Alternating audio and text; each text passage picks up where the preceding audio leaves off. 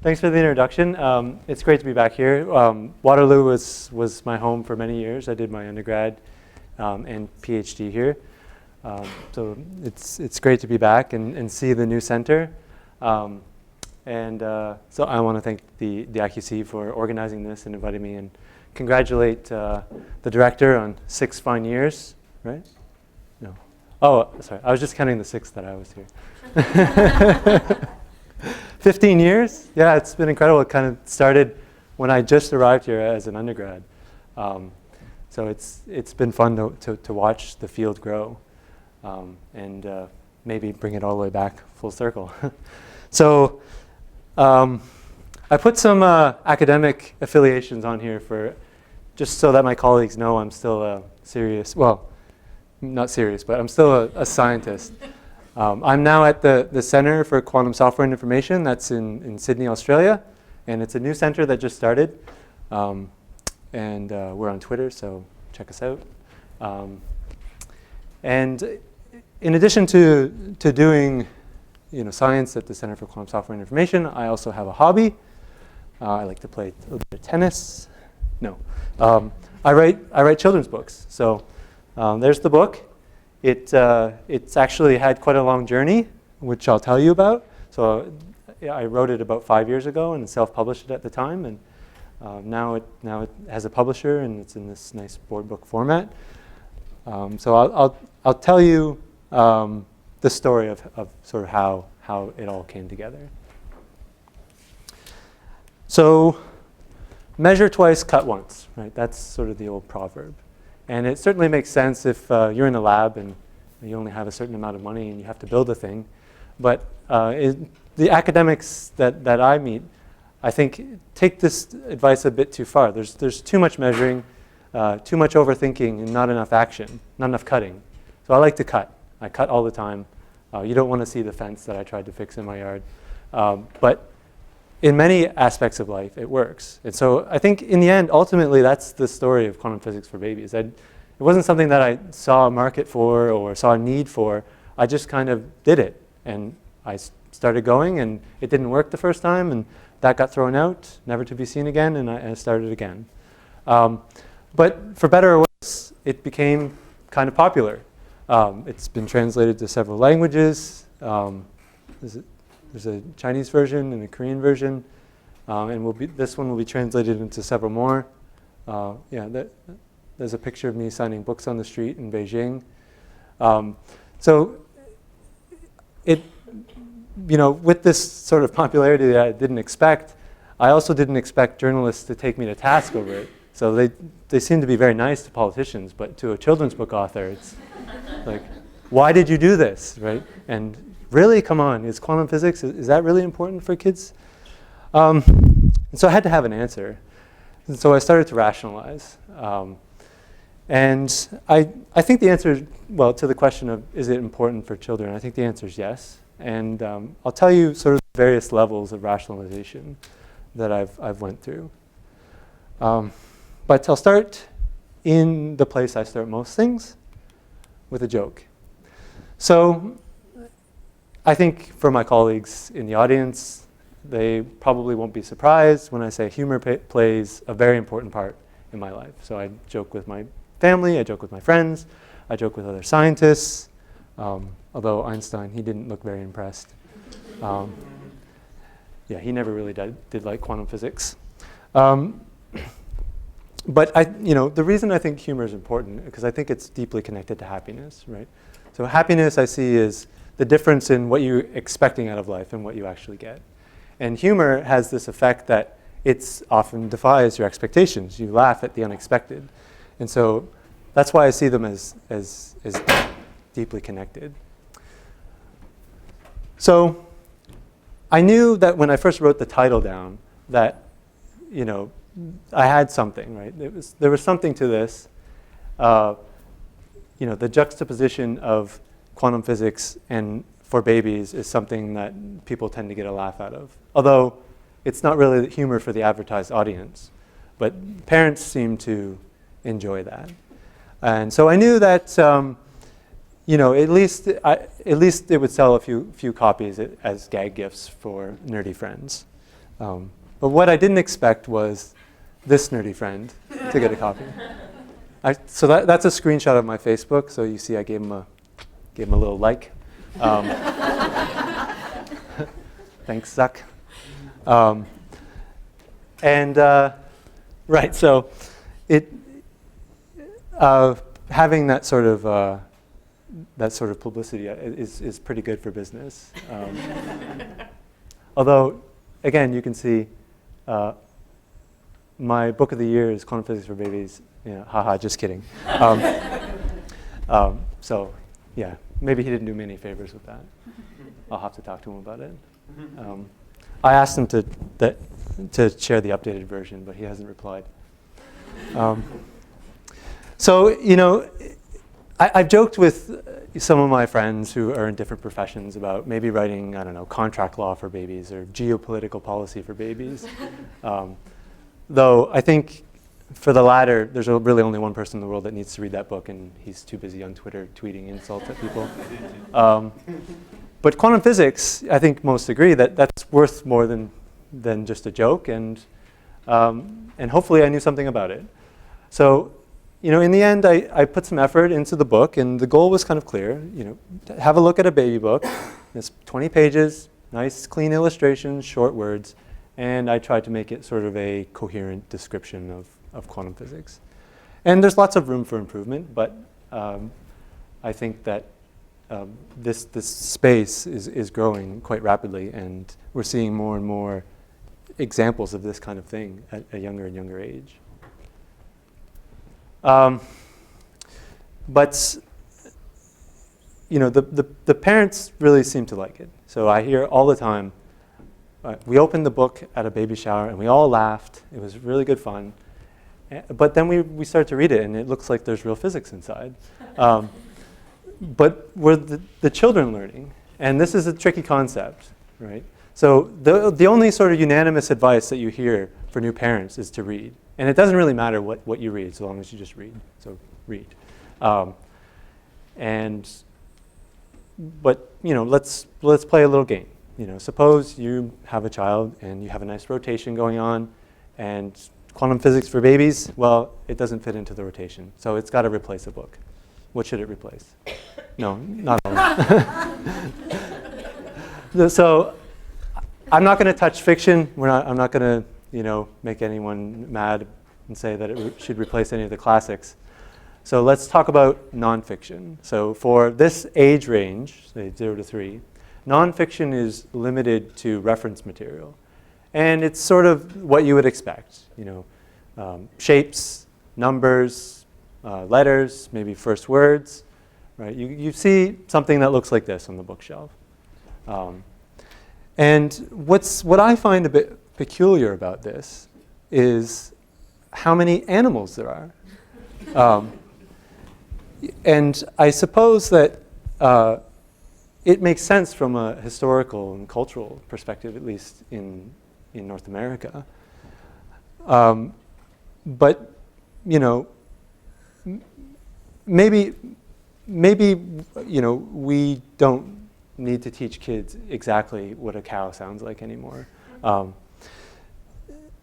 So it's hard to say when a child is reading this book if they're learning something. There's as many cognitive models of early childhood development as there are people who research it.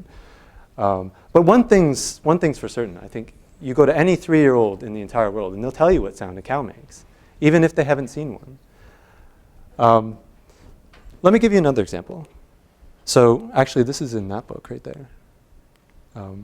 It might even be the same picture. So if you can get public domain images, you're set.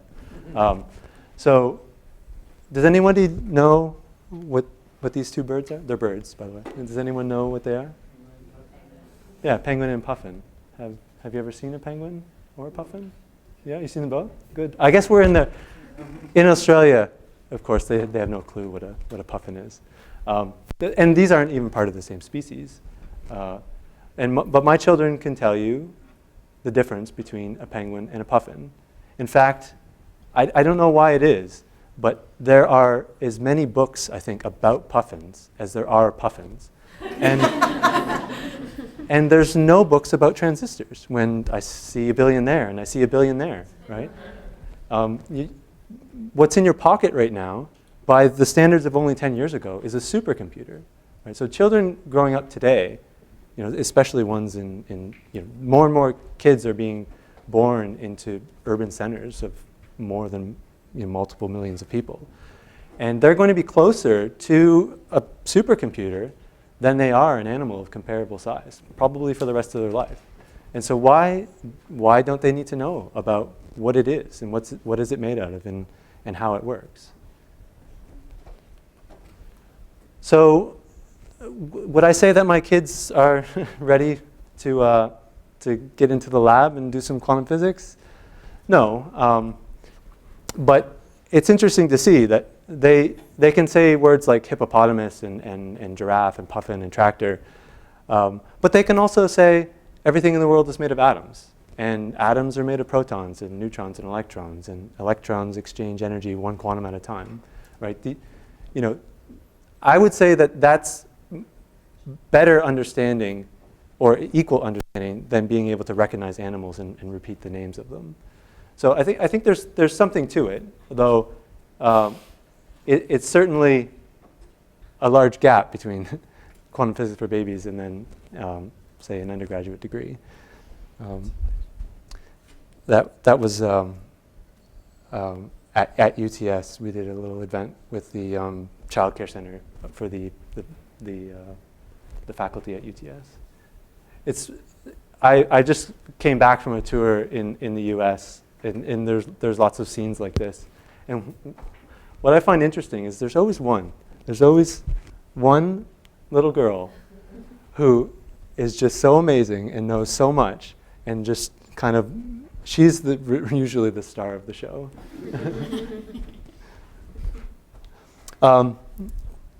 So, it's interesting to see where bookstores put the book, right? And oftentimes it's in this sort of new section with these various toys, and it has this new buzzword in the education space, STEM, right? So STEM, science, technology, engineering, mathematics, and sometimes you get some grumpy people who say it should be STEAM or STREAM for reading and arts. But it started as an initiative to have more education in these topics because it was thought that with the rise in technology, there would be more demand for jobs that were in these disciplines, okay? And I did some research, and the first press mention that I found with that term in it was 2008, and that's when the Bill and Melinda Gates Foundation donated $12 million to the Ohio STEM Learning Network, which is actually surprisingly still going on. Most of these initiatives fizzle out. But it was like a 10-year plan, so it's ending next year, and there's going to be a huge report generated based on whether or not they achieve their outcomes. And now you see across the whole world, across all levels of government, there are these initiatives, and they're all about what they call STEM-based learning. And if you dig into these a little bit, you find that there's a problem, right? Policy has to be dictated by research, right? And research needs data, and data takes time to collect. So in the policy and the initiative that's relevant to where my children go to school has a report that cites data that was collected before the first iPhone was invented, right? And I don't know if it makes you feel young or old, but that was actually only 10 years ago, right? When I was walking around these halls, I had a little Nokia about this big. And now we all of us have a smartphone. So policy is great, it's necessary, but it is having trouble keeping up with today's technology. The most commonly cited report for education and science broadly is the report of the Chief Scientist of Australia, which came out a year and a half ago. And it actually cites data from the period 1965 to 2005, right? So I worry that it's a little bit too far behind. And you can see this actually in the educational space and in all of the things that are happening in what people call STEM outside of education.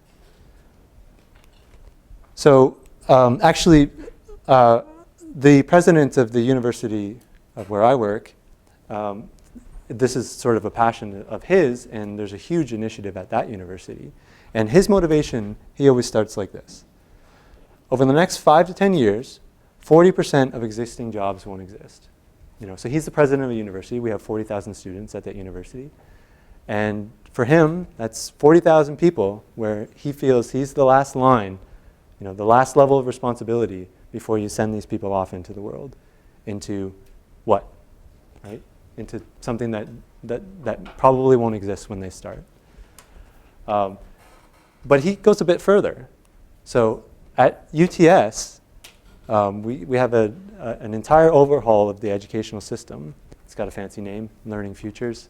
And the goal is not to create graduates with jobs, but graduate people who will create jobs, right? And when I first heard this, I thought, wow, that's nuts. I don't want that problem. But thinking about it, this is really what's driving all of this innovation, all of this technology is people who are creating new areas, creating new jobs. I mean, if you want to put buzzwords on it, innovation, disruption, right? And this university has the audacious goal of creating entrepreneurs. Though I don't think we're really strangers to this here in Waterloo. So, you look at a report on education and future technologies, and it maybe in Canada lately you might see the word quantum, but probably nowhere else in the world. So now that I'm here in Quantum Valley, let me show you what this sort of thing looks like in the quantum space and at a lower level, so at the secondary level and maybe even the primary level. So somewhere in this building, right? Somewhere in this building, there's students that look just like this, high school students who are here for a summer school on quantum cryptography. There's the quantum exhibit. I haven't seen it yet. Where is it now? It's on its way to Halifax. On its way to Halifax. When's it coming to Sydney? Really? Okay, cool. All right, I'll be there. And bringing students in and going to schools, right? Now, this is obviously great, but what happens if you're a parent and you don't happen to be the school that has the school incursion, where the person who is going to teach your kids about technology happens to be there? So this is really part of the problem. A lot of these initiatives and pilot studies target a school, and it's just one school, and they bring in technology or bring in some learning program, and all of those students benefit from it. Many of these students go on into careers or jobs that have the word quantum in the title, right? And that probably wouldn't have happened if they didn't come to the summer school in quantum cryptography. So just south of the border, you can go there because the wall's on the other side, is the IBM Quantum Experience. So it's an app, and you can design a quantum algorithm, and it will run by the cloud on an actual quantum computer sitting in IBM Research's labs. Okay? And again, they bring students in, as young as 10, and because it's cloud-based, they can Skype with people in South Africa, right? And so this is kind of what STEM learning is today, right? It exists entirely outside of the classroom, and especially for something as cutting edge as quantum technology. So do I see quantum physics for babies on par with these efforts? No, obviously not. I don't think this is for the students or babies. Ultimately, I think it's about the parents. So you know, when you talk to parents about this, that sort of fear and anxiety about mathematics starts to creep up, right?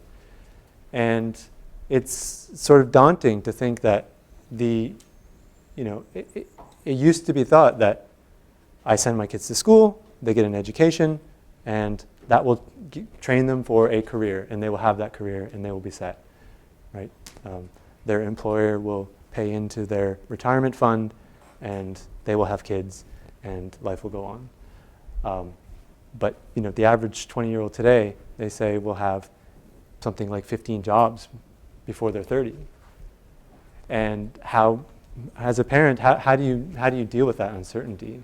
Life used to be so simple, right? Or maybe it wasn't. I think it was always the case that education was as much the responsibility of the parents as it was of the school, and you know, teachers will tell you that, probably even more so. But I think it's actually true now, today, more than it ever has been.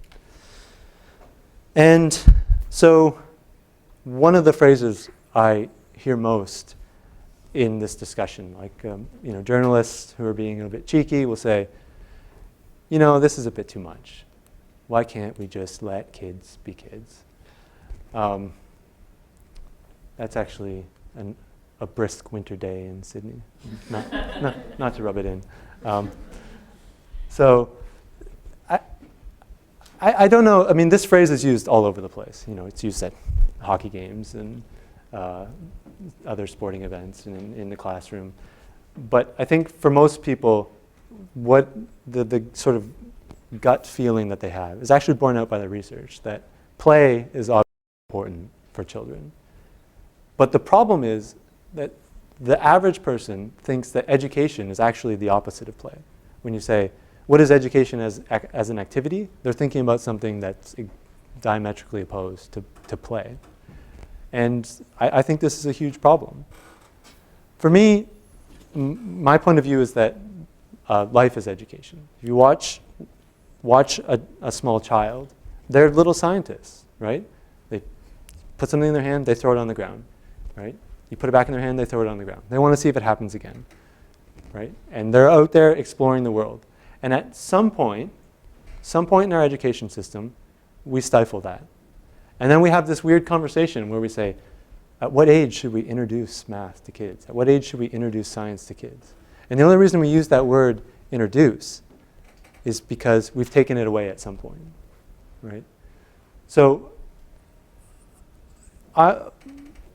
beyond, say, the obvious things for a parent, you know, survival and morality and independence, what is the true mark of a good parent?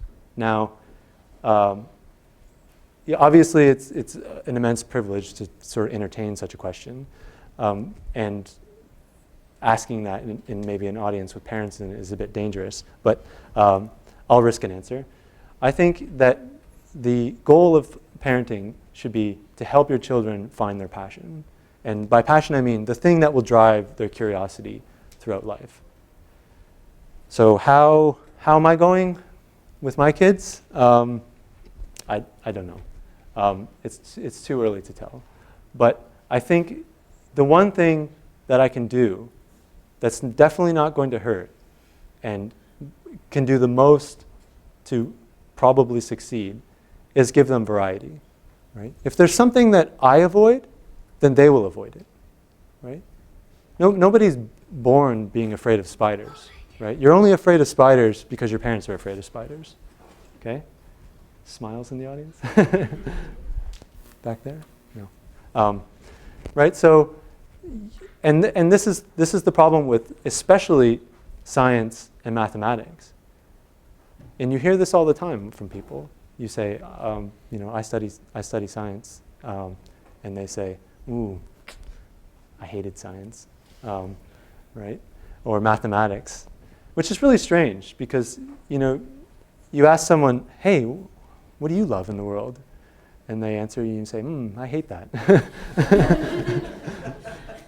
It's sort of a really weird response, but it's accepted and encouraged, right? And especially for women, it's really strange that they're told, maybe you should focus on something else, right? Maybe math isn't for you. But that's just not true, right? Maybe that's not something that you have a passion for, but you'll never know because you're being shielded from it. And for people my generation, the kids that I grew up with, were told this. I was told this by a guidance counselor in high school, right? Don't worry about the physics. You seem to be good at math. Maybe you should go take an accounting degree, right? Not that there's anything wrong with accounting, but it's clearly a safer choice. Well, at least maybe they thought it was back then. So nothing really comes to my mind where I would be afraid if my kids took an interest in it, as an academic or just as a passion. And I think that's going to go a long way, just to be able to offer them that variety.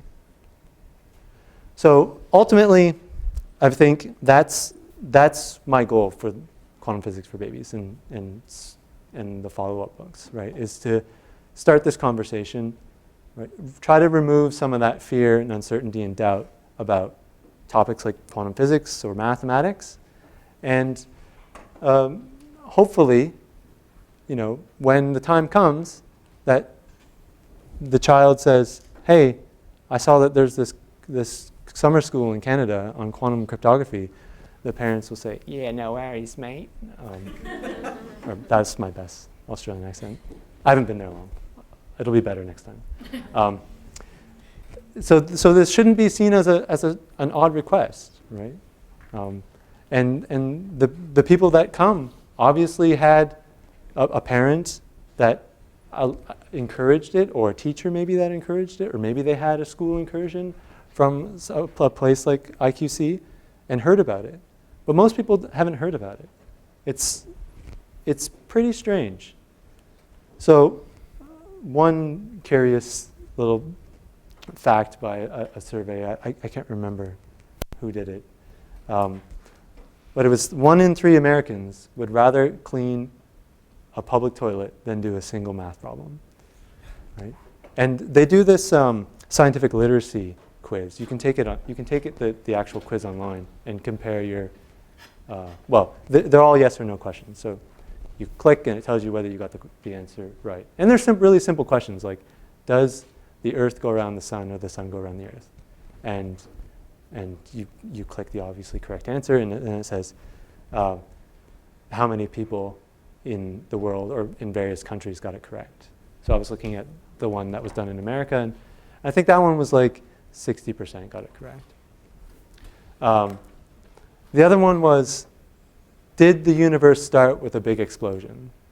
And 30% of people got that correct, which just boggles my mind. I mean, there's a hit TV show with that in the name. Like the theme song actually has the answer in it, right? Like, and when you type into a search engine, quantum physics, what do you think comes up? Is it going to be quantum physics? Probably not.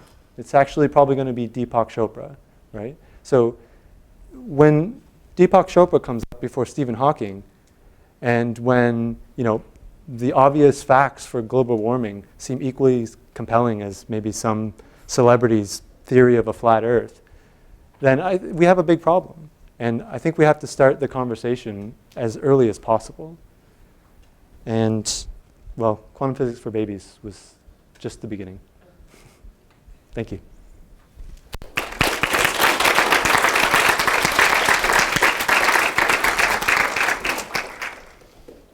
Can you read the book? Sure. So when I read it to my daughter's second year class, I don't say for babies. So a lot of kids don't like that. That's one of the biggest criticism I get for the book was, do you have to put for babies in it? It has to be there. Obviously it has to be there. Like, it just doesn't work without the for babies. Okay, ready? This is a ball. This ball has energy. This is a ball. It's on the ground. It has 0 energy. All balls are made of atoms. And atoms have 3 things. They have neutrons and protons, and the ones that have all the fun are out there, the electrons. An electron can be here or here, and even those 3-year-olds are amazing at deductive reasoning, because I asked them, where else could it be? And they come up and they point here. But an electron cannot be here. Or here. I can see this is going to be on YouTube.